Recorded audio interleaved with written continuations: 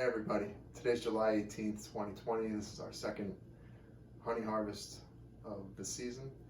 Many people are asking me to see my process, so I'd like to demonstrate that for you today. So yesterday I visited the hives and pulled full capped frames of honey out. Maybe in another video we can show that.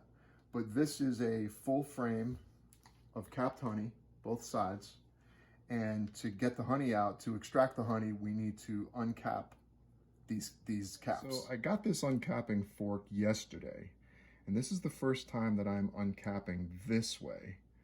The idea is to keep the honeycomb cells as intact as you can, so you can, when these frames are uncapped, you can put them back on the hives, and the bees can start right in filling them again. So as you can see, this is actual beeswax that we're pulling off, and I'll be getting into a cleaning and rendering wax video when this video is done. So again, I'm still new using this wax uncapping fork. Typically we used to scrape the cappings off, and that would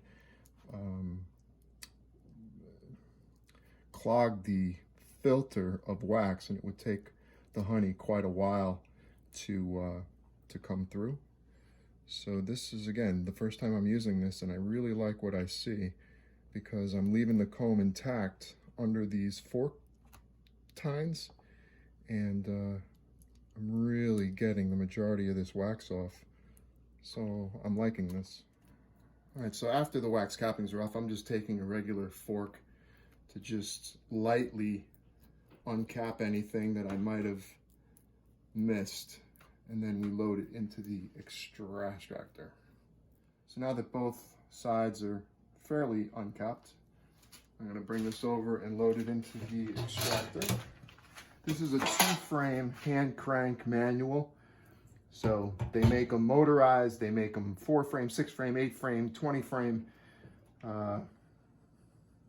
This is what we're using today.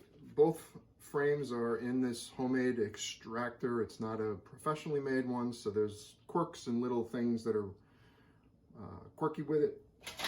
So they may be a little bit noisy when we start to spin this if the frames aren't seated quite right.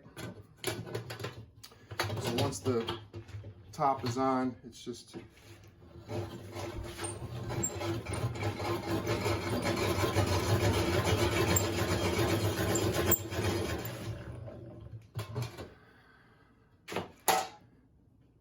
that's a nice light frame. So everything's been extracted now, and we'll put this back into the honey super, put it back on top of the hives, and the bees will clean it all up, and they'll start right up again putting honey in there. All right, so periodically when the amount of honey gets high in here, we can't spin anymore. So we need to take some of the honey out and start filtering it. So all we're doing is we're going to open the gate. The honey that we've extracted will start coming out, and any wax that we didn't get during the uncapping is filtered out. Any bee parts, any wood from the hive that may have been scraped as we were pulling honey from frames out, all gets filtered out before we bottle it.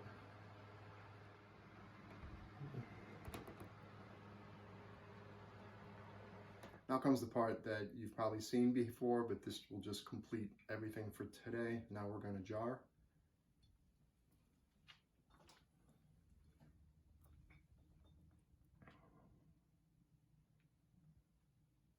This honey's been filtered, so all the wax, bee parts, wood, everything that may interfere with the honey has been filtered out.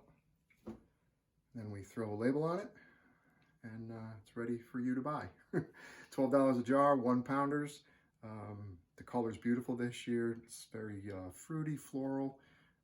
It's nice. So this is the result of most of the wax today. We're still filtering out some, but everybody renders their wax a little bit differently. I'm going to show you what I do.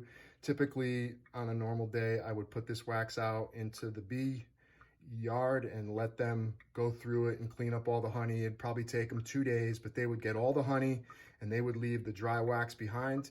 Today, I'm just gonna start washing it, and just for this video, I want you to see what I do. So I'm just taking warm water and I'm just rinsing the honey out of it. We don't have to. I mean, typically I'm gonna be melting all this down for other products, and you could clean the wax that way. I just do this extra step because for me it makes it easier on the other end.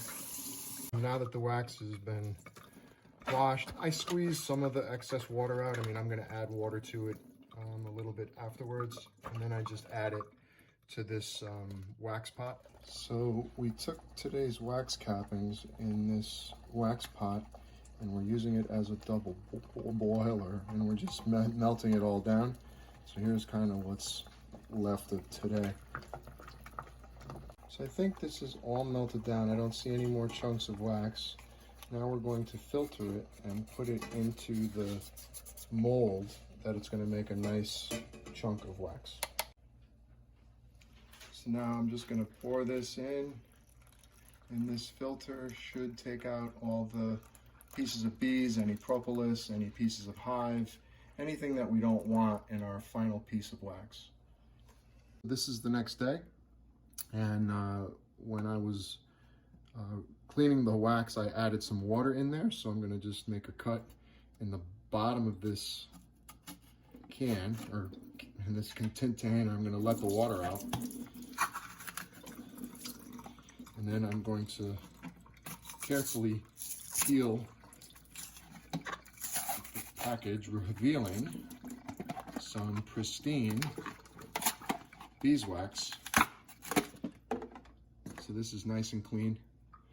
It smells amazing. It's ready for use to make other products.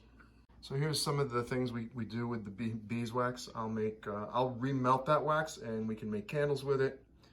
We add other oils and product to it, and we make chapstick. And of course we add it to our goat's milk soap. In this case, this is the honey batch of soap. So nothing is wasted that comes out of the hive, and yeah, we just have a really good time with this.